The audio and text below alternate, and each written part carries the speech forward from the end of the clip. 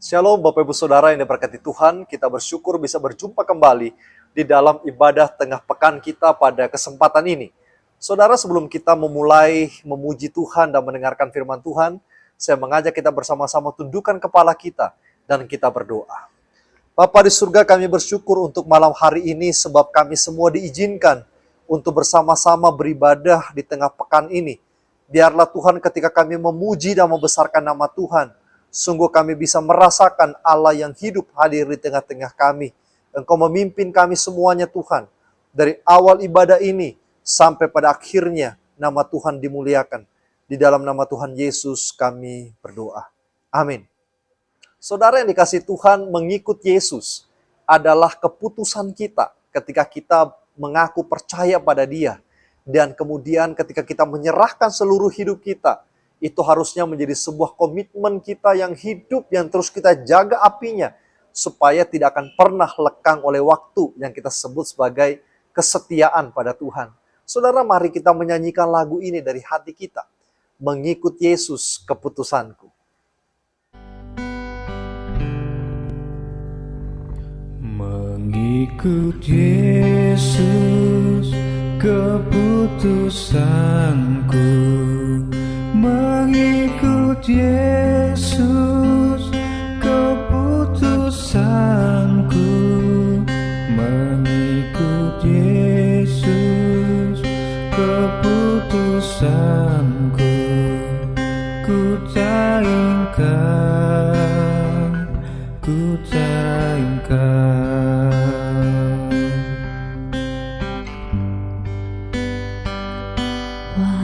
Sendiri ku ikut Yesus, walau sendiri ku ikut Yesus, walau sendiri ku ikut Yesus, ku tak ingkar, ku tak ingkar.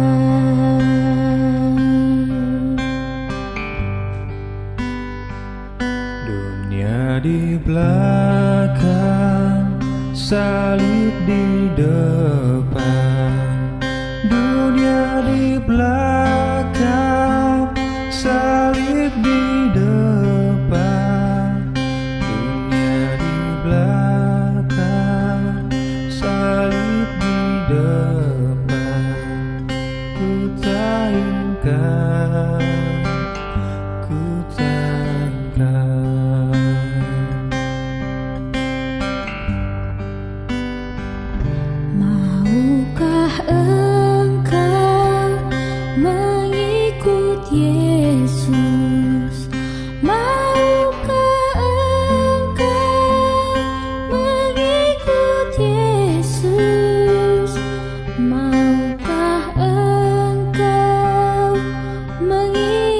Yesus selamanya,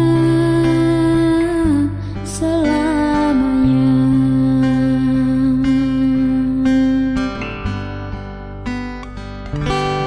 Mengikut Yesus keputusanku, mengikut Yesus keputusanku, Yesus keputusanku, ku tak ingkar, ku tak ingkar.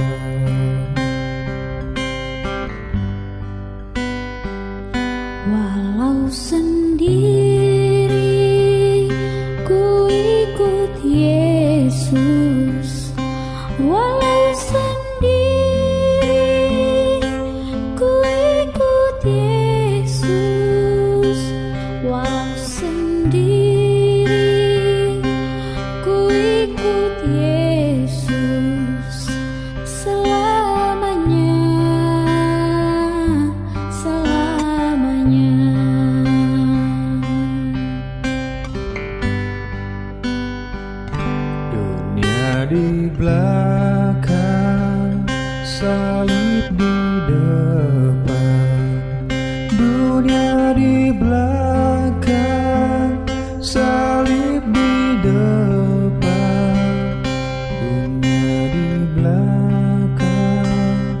salib di depan, ku tak ingkar, ku tak ingkar.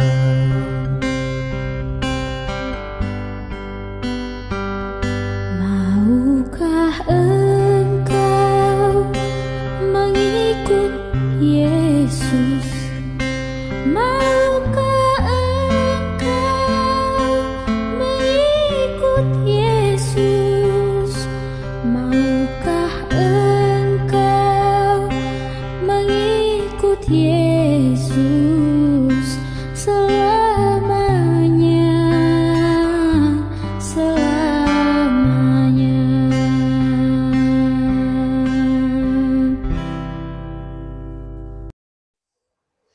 Bapak Ibu Saudara yang dikasihi Tuhan, terpujilah Allah merupakan sebuah nyanyian yang mengungkapkan kekaguman kita akan Sang Halik pencipta langit dan bumi, penebus kita, Allah yang menghadirkan Yesus bagi kita. Maka tak kala kita menyanyikan lagu ini terpujilah Allah, marilah kita menyanyikannya dengan mengangkat hati kita sepenuhnya hanya kepada Tuhan. Saudara, saya mengajak kita bersama-sama dengan sepenuh hati, sepenuh jiwa kita. Kita menyanyikan terpujilah Tuhan.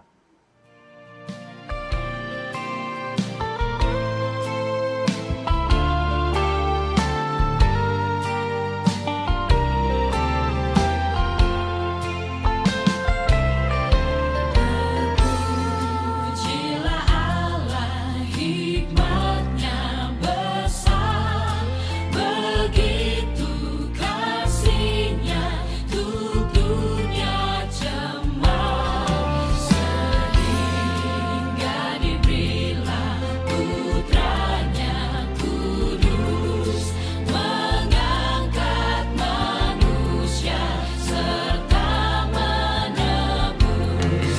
Pujilah, pujilah, buatlah dunia bergema, bergema, mendengar suaranya.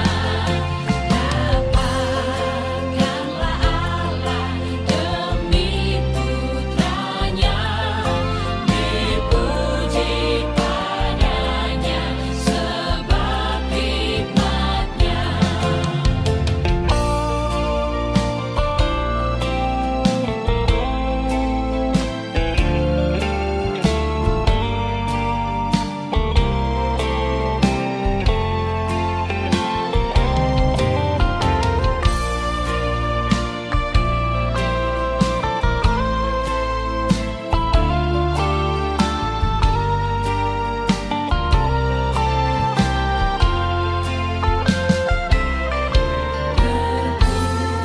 Pujilah Allah, hikmat-Nya besar, begitu kasih-Nya untuk dunia jemaat, sehingga diberilah putranya kudus, mengangkat manusia serta menebus.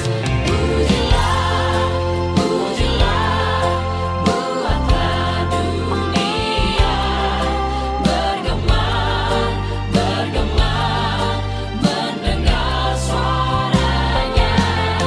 Dapatkanlah Allah demi putranya, dipuji padanya sebab hikmat-Nya, dipuji padanya sebab hikmat-Nya.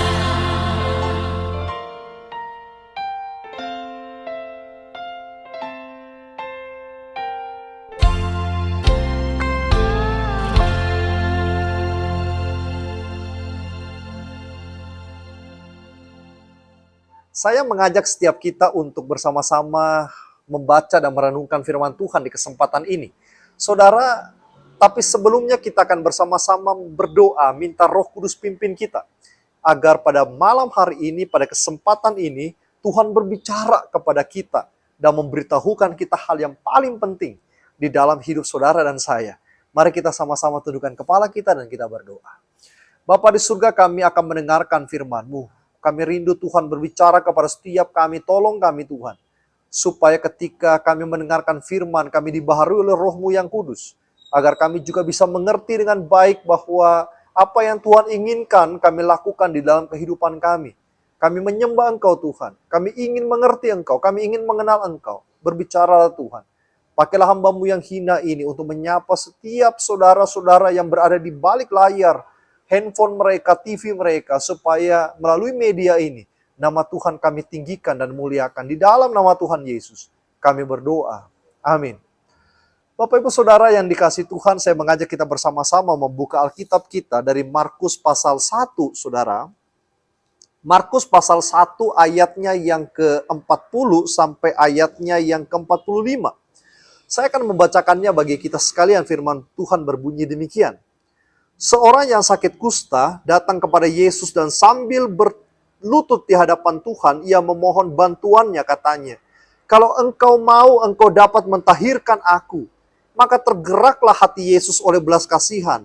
Lalu ia mengulurkan tangannya menjamah orang itu dan berkata kepadanya, "Aku mau, jadilah engkau tahir." Saudara, seketika itu juga lenyaplah penyakit kusta orang itu dan ia menjadi tahir. Segera ia menyuruh orang itu pergi dengan peringatan keras. "Ingatlah, janganlah engkau memberitahukan apa-apa tentang hal ini kepada siapapun, tetapi pergilah, perlihatkanlah dirimu kepada imam dan persembahkanlah untuk pentahiranmu persembahan yang diperintahkan oleh Musa sebagai bukti bagi mereka." Tetapi orang itu pergi memberitakan peristiwa itu dan menyebarkannya kemana-mana sehingga Yesus tidak dapat lagi terang-terangan masuk ke dalam kota. Ia tinggal di luar di tempat-tempat yang sepi, namun orang terus juga datang kepadanya dari segala penjuru. Bapak Ibu Saudara yang dikasihi Tuhan, di dalam bagian yang cukup panjang kita baca ini, sekalipun dia hanya terdiri dari 5 ayat Saudara, tetapi bagian ini berisikan sebuah cerita, sebuah kisah, sebuah realita yang begitu nyata di dalam kehidupan manusia sampai pada hari ini. Yang pertama, kita melihat dan mendapati orang kusta yang sakit ini punya iman kepada Yesus. Ada pepatah mengatakan orang sehat itu memiliki ribuan keinginan, Saudara. Kalau saudara lagi sehat, saudara dan saya sedang sehat, saudara memiliki begitu banyak mimpi, saudara memiliki begitu banyak cita-cita, saudara memiliki begitu banyak kerinduan. Tetapi kalau kita di dalam kondisi sakit, saudara, apalagi orang kusta ini yang sudah sakit mungkin bertahun-tahun lamanya, dia cuma memiliki satu keinginan, yaitu sembuh dari sakitnya. Orang kusta yang kita baca di dalam Alkitab juga memiliki keinginan itu sudah lama sekali. Dan dia tidak tahu bagaimana dia bisa sembuh dari sakit kustanya. Dan kusta ini merupakan sebuah penyakit penderitaan yang luar biasa. Bukan hanya pada tubuhnya, tetapi secara psikologis orang-orang akan menghindari dia. Bahkan hukum Yahudi tidak akan mentolerir orang kusta ini sebagai orang yang bisa dekat dengan mereka. Mereka harus berdiri sekian jauh, berapa meter dari orang sehat itu, kemudian akan meneriakkan dirinya sendiri, najis, najis, najis. Saudara ingat bahwa orang yang sedang berada di dalam sakit keras, sakit parah ini, seperti borok pada tubuh seorang Ayub ataupun sakit kusta, selalu diidentikan, saudara, dengan orang yang sudah melakukan kejahatan di hadapan Tuhan. Sehingga Tuhan menghukum mereka. Di dalam konsep pemikiran mereka bahwa Tuhan itu begitu suci, begitu kudusnya, sehingga orang yang berdosa harus menerima hukuman, bisa berupa kemiskinan atau sakit dan penyakit. Saudara, di dalam kondisi pergumulan seperti itulah si kusta ini kemudian dikatakan Alkitab datang pada Yesus. Dan dia berdiri jauh dari Tuhan, sehingga Alkitab mengatakan dia berteriak, saudara. Dia tidak menghindari, Tuhan tidak menghindari dia seperti yang dilakukan oleh kebanyakan orang. Justru Tuhan mendekat kepada orang seperti ini.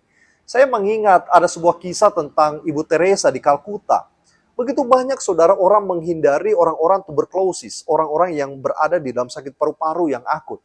Tetapi seorang ibu, seorang Teresa, seorang pribadi yang begitu tulus hatinya, mendekat kepada mereka. Bahkan dia memeluk orang sakit itu. Bahkan ada orang yang mengatakan, "Apakah engkau Yesus?"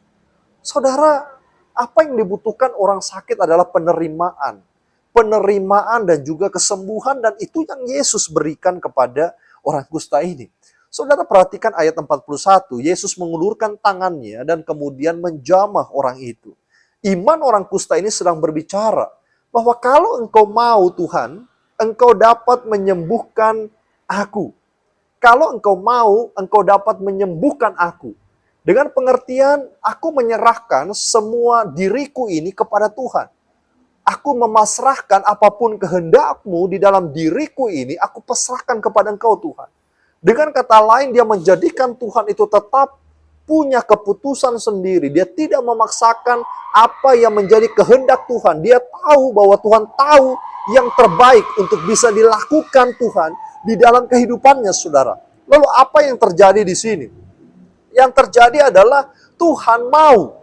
Dan Tuhan mengatakan di dalam beberapa bagian cerita-cerita yang lain bahwa iman orang ini sangat besar, tidak pernah ku ketemui di antara orang Yahudi, aku mau imanmu yang menyembuhkan engkau dan lain sebagainya.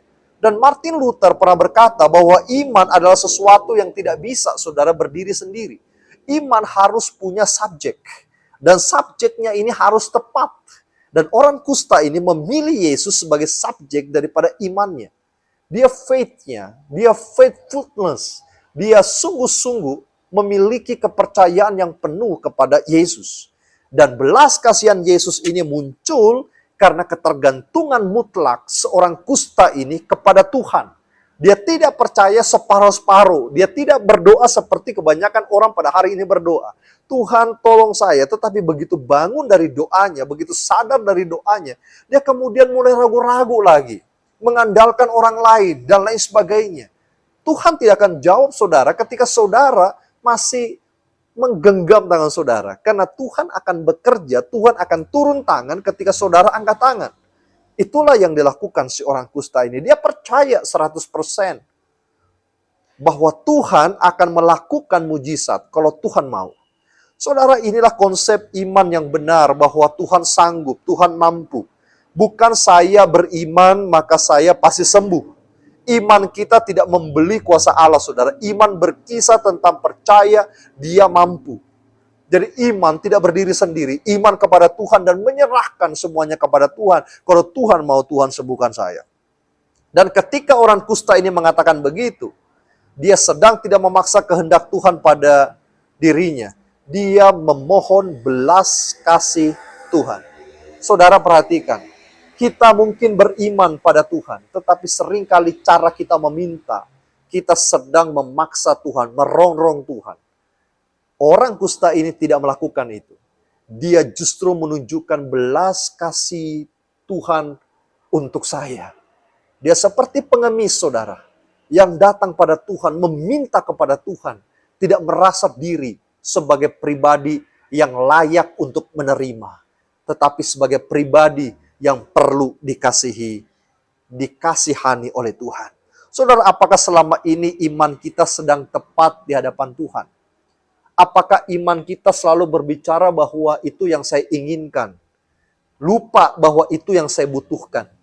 Sehingga saudara, Tuhan Yesus seringkali tidak menjawab apa yang kita inginkan. Lalu kita katakan imanku belum kuat. Kita bukan masalah iman belum kuat. Tidak tepat pada sasarannya. Karena Tuhan selalu menjawab apa yang saudara butuhkan, bukan apa yang saudara inginkan. Kecuali apa yang saudara inginkan adalah kebutuhan saudara. Maka di situ Tuhan sedang bekerja di dalam hidup kita. Dengan satu syarat yang pasti adalah kita memintanya dengan sikap yang sungguh-sungguh rendah hati.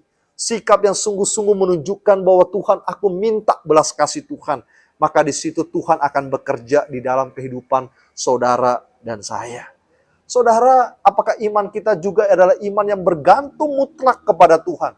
Sehingga kita mengerti seperti Martin Luther katakan, bahwa iman itu memiliki subjek, yaitu Kristus. Tanpa Kristus, maka kita tidak bisa apa-apa. Kita harus mengerti itu. Kita belajar dari orang kusta ini. Tubuhnya kusta, tetapi imannya sehat. Dan yang paling mengerikan adalah orang yang kelihatannya sehat, tetapi imannya kusta. Saudara dan saya sedang sehatkah secara spiritualitas kita, secara iman kita? Walaupun mungkin Bapak Ibu Saudara dan saya sedang berada di dalam sakit penyakit kita, Usahakan agar iman kita tetap sehat di hadapan Tuhan. Saudara, yang kedua, tindakan iman di hadapan Yesus. Penyakit kusta seperti saya katakan tadi adalah penyakit yang menjalar di seluruh tubuh. Kalau saudara pernah baca kisah Naaman di dalam Perjanjian Lama, seorang raja yang terkena kusta, mungkin seperti itulah yang dialami orang kusta ini. Seluruh tubuhnya kusta, berarti sakitnya luar biasa, penderitaan yang tidak kunjung sembuh, bahkan mungkin berpikir lebih baik mati daripada hidup. Namun perhatikan, orang kusta ini juga kusta pada kakinya, tetapi toh dia tetap melakukan tindakan berlutut di hadapan Tuhan. Bapak Ibu Saudara, kadang-kadang kita ngantuk, Tuhan besok aja ya saya berdoa. Atau kadang-kadang kita sedang berada sakit flu, sakit sedikit saudara, tubuh kita kecapean, Tuhan berikut aja saya bergereja dan lain sebagainya. Atau kita sedang berada di dalam kondisi malas, Tuhan saya lagi malas, besok aja ya saya melayani Engkau.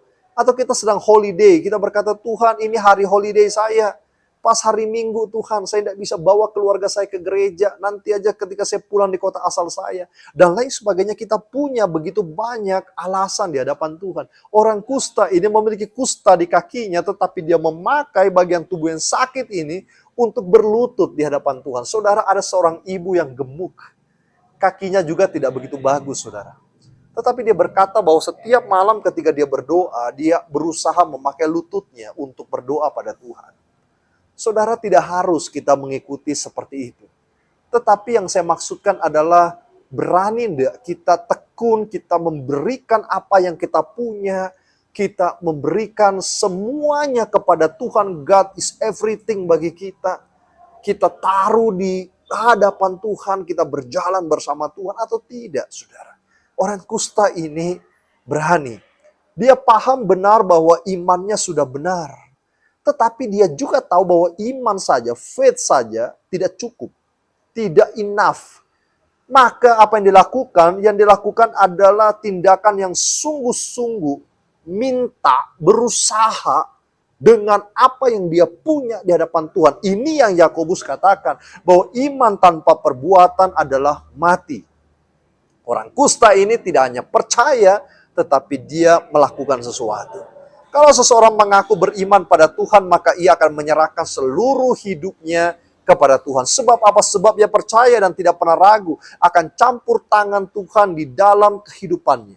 Saudara pernah dengarkan ilustrasi klasik di Niagara, di air terjun yang paling besar di dunia itu, berkumpullah begitu banyak orang saudara untuk menyaksikan sebuah akrobatik yang dilakukan seorang bapak-bapak. Di atas seutas tali dia naik sepeda menuju titik A ke titik B saudara. Melewati air terjun yang begitu besar tanpa tali. Kalau salah sedikit yang memperhitungkan tali itu atau kecepatan angin, dia akan jatuh di bawah arus dan kemudian dia mati. Saudara, dia naik sepeda itu, dia jalan ke titik B. Semua orang bertepuk tangan, berdecak kagum luar biasa. Lalu ketika dia sampai titik B, orang-orang berteriak lagi. More, lagi, one more, satu kali lagi. Lalu orang ini berkata, oke, saya akan lakukan satu kali dari titik ini ke titik seberang lagi. Tapi saya minta satu orang untuk naik bersama-sama dengan saya. Di belakang saya ada satu kursi kosong, ayo naik. Saudara, waktu itu semuanya diam. Tidak ada one more lagi. Tidak ada kata lagi. Semuanya diam. Siapa yang mau? Saudara, kalau saya dan saudara di situ, saudara dan saya pasti berpikir 1000 kali. Tetapi anak ini angkat tangan, saudara. Ada seorang anak angkat tangan. Dia katakan, saya mau. Gadis ini naik di belakang, lalu kemudian dibawalah oleh laki-laki ini menuju ke seberang. Begitu turun, semuanya orang tepuk tangan untuk gadis ini. Dan mereka bertanya, kenapa you begitu berani? Lalu gadis itu berkata bahwa dia ayahku, saya kenal dia. Saudara, kenalkah Tuhan? Kalau saudara dan saya mengenal Tuhan, seberapa percaya kita kepada Bapa kita? Seberapa kita yakin bahwa Tuhan turun tangan ketika anaknya berada di dalam kondisi yang memprihatinkan? Kalau saudara pada hari ini sedang bergumul dengan masalah saudara, sakitmu saudara, apa yang sedang engkau alami? Maukah Tuhan menjamahmu, meletakkan tangannya pada tubuhmu yang sakit, pada kepala kita, memberkati saudara dan saya? Lalu kemudian kita berkata, Tuhan, bagaimana caraku beriman? Saudara, ketika kita beriman pada Tuhan, banyak teologi mengatakan saudara pasti sembuh. Saudara pasti sembuh ketika saudara beriman. Saya mengamini itu. Tetapi pasti sembuh bukan berarti fisik kita kembali normal. Iman kita dinormalkan kembali. Iman kita dikuatkan kembali. Hati yang patah disembuhkan kembali. Fisik kita mungkin tetap sama seperti Paulus berkata, Tuhan, sembuhkanlah aku dari duri dalam dagingku. Tuhan berkata, cukup kasih karunia aku kepadamu. Saudara, apakah Paulus tidak beriman pada Tuhan? Paulus beriman, tetapi seperti orang kusta ini sekali lagi. Bahwa iman bukan memaksa Tuhan melakukan apa yang kita kehendaki. Tetapi membiarkan diri kita masuk di dalam rencana Tuhan. Di dalam hidup kita. Itulah faith, saudara. Lalu kemudian, orang kusta ini disembuhkan oleh Tuhan. Bukan berarti ketika kita sakit, maka kita akan seperti orang kusta pasti disembuhkan. Tetapi sekurang-kurangnya, saudara, kita punya faith yang mengatakan dengan jelas kepada kita, sekalipun aku tidak disembuhkan Tuhan, aku percaya bahwa Dia punya sesuatu yang jauh lebih indah daripada sekedar menyembuhkanku. Artinya, saudara, itu kita beriman bahwa Tuhan punya rencana. Sembuh tidak sembuh, Tuhan punya rencana di dalam hidup saya. Saudara, iman yang kita miliki di dalam Tuhan harus kita terjemahkan di dalam kehidupan sehari-hari. Iman yang kita punya di dalam Kristus harus kita ejawantahkan kepada orang lain. Orang yang berjuang untuk mempertahankan imannya tidak akan pernah ditinggalkan oleh Allah, sekalipun berjuang mempertahankan iman dan beriman sambil berjuang, Yesus pasti turun tangan menolong kita. Ada orang yang sakit di rumah sakit, saudara. Dan dia harus mengembuskan nafasnya yang terakhir dan mati. Karena leukemia, kanker darah yang merongrong tubuhnya begitu luar biasa. Menderita sekali. Dia berkata, bertahun-tahun aku berdoa. Tapi Tuhan tidak menyembuhkanku.